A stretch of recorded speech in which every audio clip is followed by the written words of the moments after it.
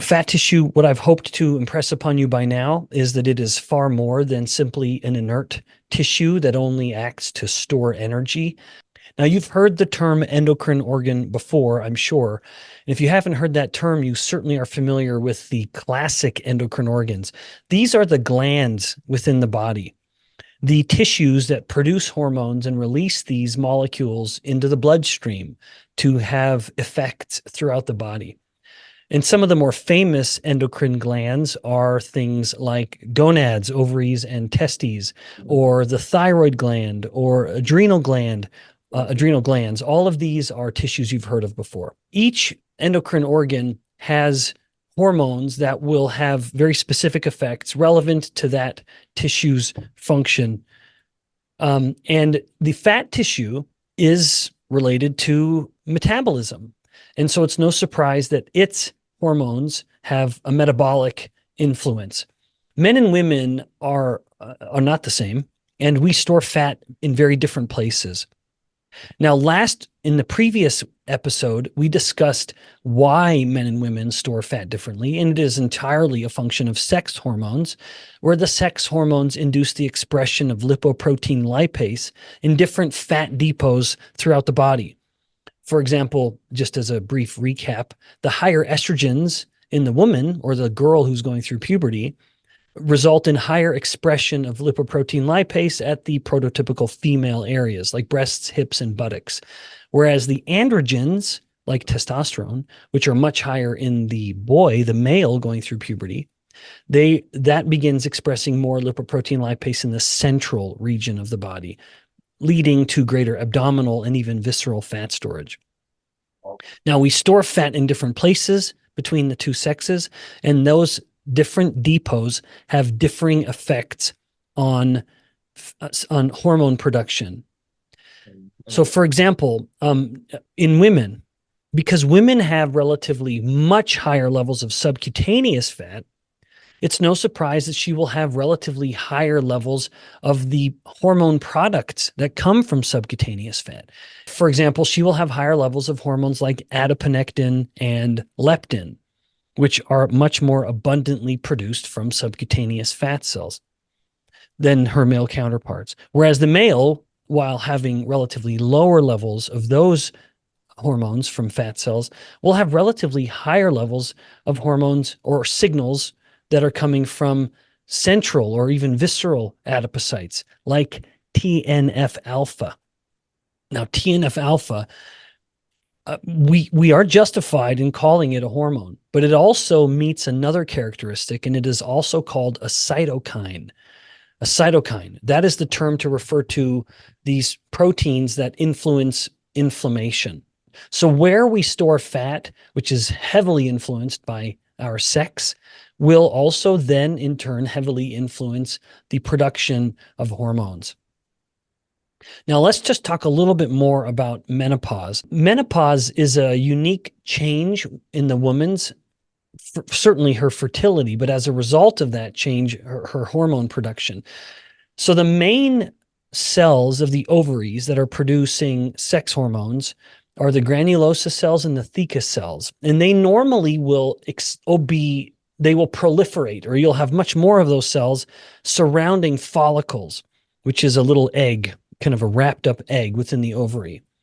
And during menopause, as she transitions into menopause, it's essentially her ovaries running out of follicles. As the ovary runs out of follicles, it's no surprise that the relative amount of granulosa cells and theca cells, which again are the two cells that are producing sex hormones, is diminished. So not only does this result in the ovary actually shrinking, it does get smaller, but the relative composition of the ovary, so the cells that make up the ovary, starts to shift somewhat. And as the granulosa and the theca cells go down in number, other cell types like fibroblasts go up. Now, a fibroblast is really the cell type of connective tissue and even scar tissue. Now, that's not to say that the ovaries are becoming scarred, but they're becoming a little more fibrotic, so a little less functional. Aromatization is it's admittedly an unfamiliar word, but it refers to this process of converting androgens to estrogens. After all estrogens were once androgens. You cannot get to estrogens without first passing through the androgens.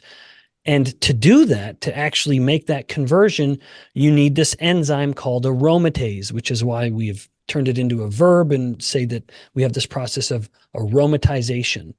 Ovaries are good at aromatizing androgens or converting testosterone to estrogens, if you will. Now, as the theca cells and the granulosa cells are reduced in number with menopause, there's less androgen production and thus less aromatization happening in the ovaries. In this stage of her life, most of her androgens actually are now coming from her adrenal glands. So the adrenal glands become the primary source of androgens in her body. Now, still, they need to be converted to estrogens. And this is where the fat tissue comes in, because in the postmenopausal woman, the fat tissue is the main source of estrogens. Now, it's not making them from scratch. Remember, the fat cells are simply pulling in the androgens, and in this case, the androgens that are coming from the adrenal glands, and converting them into estrogens. And then most of the androgens that are getting converted into estrogens are doing so in the fat cells rather than the ovaries where it used to happen. So her fat cells in the female with menopause are very, very important in this process. This just to remind you, the overall topic is us talking about the endocrinology of adipose tissue. And here it is very, very relevant because the adipose becomes the primary source of estrogens in the postmenopausal body. So generally, and you can take this to the bank, it's pretty reliable. Any of the hormones that are coming from the subcutaneous fat are going to be good hormones, metabolically favorable. These are going to be hormones that improve insulin sensitivity, reduce inflammation, and promote satiety in general. Now, some of those things can go sideways, as we'll talk about more in a moment. In contrast, visceral fat tends to be releasing hormones. And again, I'm including pro-inflammatory proteins in this because they do meet the classification of a hormone. They're generally going to be higher from visceral fat. So visceral fat's typically, whatever it's releasing is generally going to be less favorable. Not completely. These are generalized statements, no doubt. Now, one other comment on the cytokines that I am inclined to revisit, which is how do we define a hormone? What is a hormone? How does a cell talk to another cell? Well, there are different ways, but if a hormone is released in the blood, if there's a molecule that one cell releases into the blood, and then this molecule flows through the blood, and then has an effect at a cell that is somewhere else in the body, that is an endocrine signal. And therefore, based on the way I view it, and specifically as a professor who teaches graduate level endocrinology, I would call that a hormone. Even though in the case of some of these, one in particular that we're going to discuss, it's also called a cytokine because cytokines are the terms, it was the title given to these molecules that will activate immune processes, but it's still a hormone. All right, now let's get into the specific hormones. Let's highlight some of them, emphasis on some of them, because the fat cells are fantastically complicated. That's not the right word. They are fantastically involved endocrine glands. So they secrete a lot, dozens of hormones. And we don't have time to go into all of them, and many of them are kind of boring. So I wanted to just highlight the 6 or so most compelling and the ones you might be familiar with and or the ones I think you should be familiar with. All right, the first hormone from fat cells is probably the most famous. To my knowledge, it was in fact the first discovered hormone, namely leptin, from the Greek word leptos, which means thin. Now, the story behind leptin is actually quite interesting, and let me, just for kicks, elaborate on it, although I wasn't planning on doing this. It's just so interesting.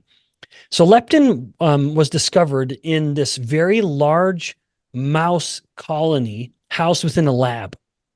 This was a lab on the East Coast at a university, and they found that some of the animals were really, really fat, and they were insatiable with their appetite. They would not only eat all the food you gave them, they would also be nibbling on the pellets, the wood. They would eat their own waste. They were just insatiable, and they would become these fantastically chubby little mice. When they dove into this a little more, they found that there was a particular hormone that was expressed differently in these animals. Indeed, these animals appeared to have little or none of it. And that was what they called leptin. Now, the story ends up getting a little more complicated, including they, of course, patent this. They start producing it. A drug company buys the rights and begins going through clinical trials to test the efficacy of leptin at mitigating human obesity. And it just totally crashes and burns for reasons that we're going to get into now. Why is it that treating an overweight person with leptin doesn't help? It's because they already have a lot of it. And so let's talk about leptin. So leptin's most famous effect is to suppress appetite or to promote satiety by acting centrally in the brain, in the hypothalamus. But it goes beyond that. Most people, even highly educated people, don't know that leptin actually has systemic effects. It increases fatty acid oxidation. It increases mitochondrial biogenesis in the muscle. So it promotes insulin sensitivity. So the leptin has many more effects than just the central effect on satiety that are all very relevant. A totally unappreciated effect of leptin is how completely essential it is to tell the hypothalamus to create the first hormone called gonadotropin releasing hormone, to tell the pituitary gland, which in turn will tell the gonads when it's time to actually be fertile. So it is leptin that explains why, in particular, a young woman or even an older woman who's too thin, who doesn't have enough fat tissue, that they will not be fertile. They will not ovulate and have no menstrual cycle. So again, this is why if someone gets too skinny, especially a young woman who's more sensitive to leptin and needs it more, they will not ovulate. They will not menstruate. They will have no menstruation, no menstrual cycle if there's not enough leptin. So as much as we talk about leptin in the context of metabolism, we could also talk about it completely in the context of fertility, because no leptin means no fertility. And let's just pause for a moment and appreciate how genius this is. Yes. Leptin is a signal that comes from the fat tissue. And thus, it kind of becomes a way for the fat tissue to tell the brain that the body has enough fat, enough energy stored that it can undergo the energetically rigorous process of fertility, of getting pregnant. After all, the female body has to carry the metabolic burden of pregnancy and even the metabolic demands that come with lactation, which is considerable. So all of that fat tissue is essentially her body's way of telling the brain that there's enough energy to reproduce. So leptin is completely essential with reproductive health. Leptin is also relevant with bone health and bone recycling, the formation and the remodeling of the bone, another totally overlooked effect of leptin. So a lot of systemic effects that have nothing to do with satiety and hunger. Okay, now one final note, then I'm going to do this with each of the hormones we cover. And this is totally unique. And no other endocrine glands will change the production of its hormone based on the size of the gland. So for example, if you have a thyroid gland that gets bigger, it's still producing abundant thyroid hormone. If the adrenal glands somehow got bigger, it still is producing the adrenal gland hormones, which are a lot. But when it comes to fat tissue, and leptin in particular, as fat tissue goes up, so too does leptin. So as fat cells in particular are growing, undergoing hypertrophy, leptin levels will continue to go up. That's not a great thing. Now, I just got done elaborating all the ways in which leptin has metabolically favorable outcomes. And now I'm telling you that it's not a good thing. It's because too much of a good thing can become a problem. Namely, the body starts to become leptin resistant.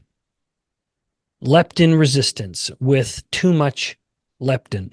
That sounds familiar because the same thing happens with too much insulin. Too much insulin causes insulin resistance. The same thing happens with leptin. As the fat cells swell ever larger, their production of leptin grows ever higher, and the body becomes resistant to it. All right, now let's leave leptin behind and go to another one, namely adiponectin. You might not have ever heard of adiponectin, but it is a very relevant hormone, and indeed so relevant that there are drugs that are attempting to mimic its effects. One direct effect is that adiponectin enhances insulin sensitivity throughout the body. So if you have an insulin-resistant tissue, adiponectin starts to reverse that. Similarly, and even related to that, it has an anti-inflammatory effect. So if there is a tissue or a cell whose immunity has been turned on, adiponectin helps turn it down. Also, adiponectin has been shown to reduce the risk of cardiovascular disease by directly acting to reverse atherosclerosis. So here we have not only the overt metabolic benefits, but even an overt cardiovascular benefit. Now, unlike leptin, as a fat cell is undergoing hypertrophy, it begins to produce less adiponectin. So more fat usually means less adiponectin, or I should say larger fat cells means less adiponectin. Now, with these two hormones in mind, one of the tools that my lab and other labs have used in order to have a surrogate marker of fat cell size is the adiponectin to leptin ratio. Now, to remember the relevance of the fat cell, you need to go back and listen to earlier metabolic classrooms where even within just the last 2, we've talked about it, but certainly within the last 10 or so, we've mentioned it a few times. But the larger the fat cell gets, the more problematic it becomes. It's not really a matter of how much fat mass a person has, but rather the size of the fat cells. So the larger the fat cell, the more leptin and the less adiponectin. Thus, if the adiponectin to leptin ratio is going down over time, adiponectin to leptin ratio going down, that suggests that the adipocytes are undergoing hypertrophy. If someone were to measure this and they found that their adiponectin to leptin ratio were going up, it would suggest that the fat cells were shrinking, which is, of course, going to be an overall favorable metabolic change. Now, let's get on to the next one, estrogens. And this is, of course, the process of aromatization of the androgens within the adipose tissue. Estrogens do have metabolic effects. They promote insulin sensitivity. They promote fat burning. It generally promotes greater subcutaneous fat, which is a healthier place to store fat. It promotes bone strength by improving the recycling or the turnover of the bone, pulling away old bone and helping lay down new, stronger bone. And of course, it's essential for reproductive health in females, but even relevant in males as well. Now, as I noted earlier, the fat cells in this aromatization becomes absolutely essential in the postmenopausal woman, but it's also relevant even premenopausal. But in the premenopausal woman, her relatively higher levels of estrogens mean that the woman generally will have smaller but more abundant cells. And so the aromatization is relatively modest because it is as a cell undergoes hypertrophy that its aromatization capacity starts to increase. Now, this becomes very relevant in men because in men who start to gain more weight, they generally will gain more weight through hypertrophy. And so in the man, he can start to have substantial estrogen production from his fat tissue. It's as if his larger fat cells are behaving like ovaries and aromatizing the androgens, converting them into estrogens. This is why some men, as they gain fat, may start to store fat in more prototypical female areas, including breasts. Now, this is not to say that he is able to nurse a baby. No, that is a much more complicated process. But he's storing fat in a way that looks like he's developing breasts. That's a condition called gynecomastia. So it looks like he's developing breast, and he's not developing breast tissue. He's just storing his fat in that area. making it look like he is. All right, let's go to another one that I've mentioned a couple times. This is TNF alpha, tumor necrosis factor alpha. It is one of the most famous cytokines. You've probably heard of C-reactive protein or CRP. That's probably a little more famous, but TNF alpha is a close second, particularly in the research realm. It's not commonly measured in clinical settings, but we rely on it a lot as a signal of inflammation.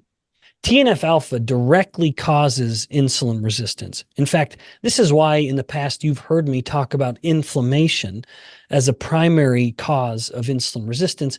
It's because things like TNF alpha can just come to a cell and cause that cell to become insulin resistant. Now, beyond the insulin resistance is just the effects of chronic inflammation, like promoting atherosclerosis and heart disease. So there are more consequences with this. Now, think for a moment. Given everything I've just described, how do you think TNF-alpha levels are affected by adipocyte hypertrophy? Does the swelling adipocyte create more TNF-alpha or less? Yes, it creates more. I'm sure that's what you were thinking, and full marks for you. So as the adipocyte swells, so too does TNF-alpha production. It goes up accordingly, promoting more insulin resistance and promoting more inflammation. So this next one that I'll be brief with is also a cytokine, but it's also a hormone because it flows from one cell type and impacts another through the blood, but it's also a clotting factor. And that by clotting, I mean clotting, a blood clot. And this molecule, this hormone is called plasminogen activator inhibitor 1. Isn't that a mouthful? It's such a mouthful that we will just say PAI1. And if you want to look it up, you can just type in PAI1 and you'll get all the hits you want. So PAI1 will directly promote the formation of clots. Well, it actually prevents the breakdown of clots, because it's one thing to form a clot, but we have in place mechanisms to get rid of the clot. Through a normal process, because sometimes we want a clot. Sometimes we want to stop blood from leaking out of a blood vessel if it's a bruise or a cut or whatever. But we need to be able to break those clots down. PAI1 stops the breakdown of the clot. And thus, someone with more PAI1 will have a greater tendency to form clots. And this could very much be at the heart of why people who are overweight or obese have a much higher risk of heart disease, mortality, or complications. Because if you're just forming more clots, you're going to have a much easier time developing a stroke or an infarction or heart attack. Now, I'm sure you've already come to this conclusion, but just to confirm it and put a fine point on it, the larger the fat cell gets, the more PAI1 levels go up. Okay, the last one. Some of you more astute students in the metabolic classroom have been wondering about the other fat depot that I've not mentioned yet today. We've talked about subcutaneous fat. We've talked about visceral fat. Can you remember the other one? Brown fat. So brown adipose tissue is a unique fat type. And yes, even it is involved in the endocrinology of adipose tissue, producing several hormones. I only want to mention one, and that is triiodothyronine. Now, do you hear something familiar? It is a long, multi-syllabic hormone, triiodothyronine. This is the active form of thyroid hormone, also called T3. T3 is heavily produced from brown adipose tissue, but not all the time. Now, let me just explain this in a little bit of detail. You're, of course, very familiar with the thyroid gland. Thyroid hormone is one of the most important signals in the body for setting metabolic rate and overall metabolic health. Higher thyroid hormone within reason generally is going to be a metabolically favorable scenario. Now, please emphasis italicized within reason. If it goes too high, it just becomes purely harmful, purely pathogenic.